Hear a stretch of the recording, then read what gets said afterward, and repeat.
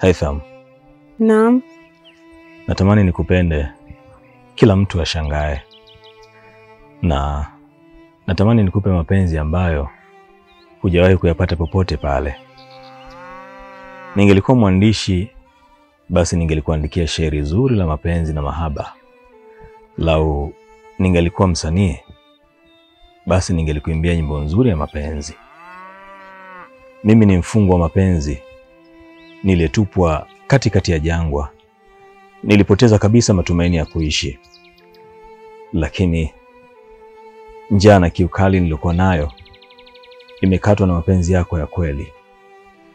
Najivunia kukupata wewe katika maisha yangu, na kuahidi nitakupenda siku zote. Nakuomba uniahidi kitu tafadhali. Nakuahidi nitakupenda, nitakuthamini, nitakujali kwa shida na raha. Wewe sio mwanaume tu kwangu, zaidi ya mwanaume. Napata mwanga wa matumaini kusikia maneno mazuri kutoka kwako mrembo. Mwanamke nikupendaye kwa dhati.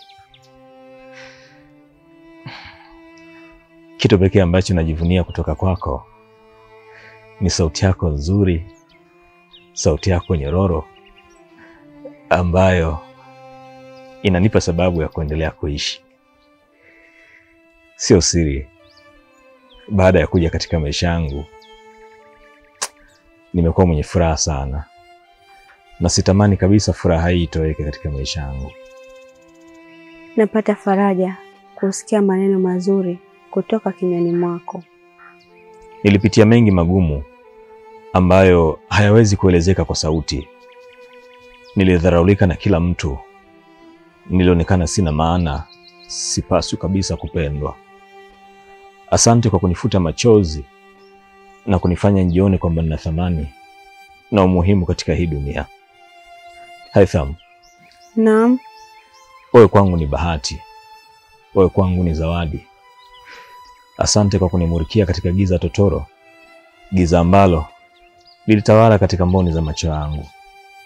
Leo ni siku ya furaha kwangu. Asante sana na ninakushukuru kuja katika maisha yangu.